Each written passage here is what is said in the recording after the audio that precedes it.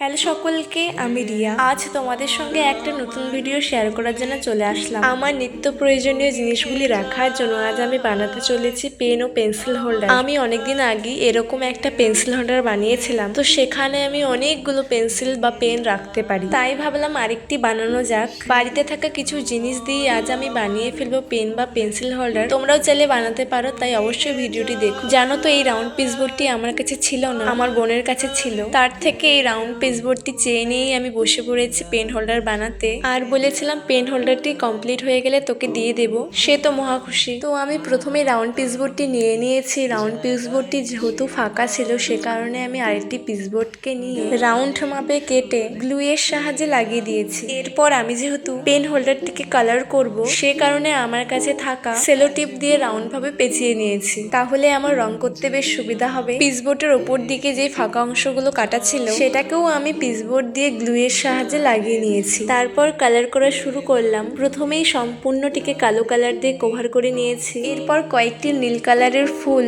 ও সবুজ রং দিয়ে লতাপাতা করে নিলাম। তারপর সুন্দরভাবে পেনগুলো গুছিয়ে রেখে দিলাম। আর এই পেন হোল্ডারটি তোমরা যদি একবার বানাও, তাহলে বেশ অনেক দিন টিকে যাবে, আর তোমরাও খুব সুন্দরভাবে পেন রাখতে পারবে। যেহেতু আমি পেন হোল্ডারটির একদিকে রং করেছিলাম, তাই পেছন দিকটা ফাঁকা ফাঁকা লাগছিল, সে কারণে পিছনে একটি ডিজাইন করে দিয়েছি। তোমরা অবশ্যই কমেন্টে জানিও তোমাদের এই দুটো ডিজাইন কেমন লেগেছে।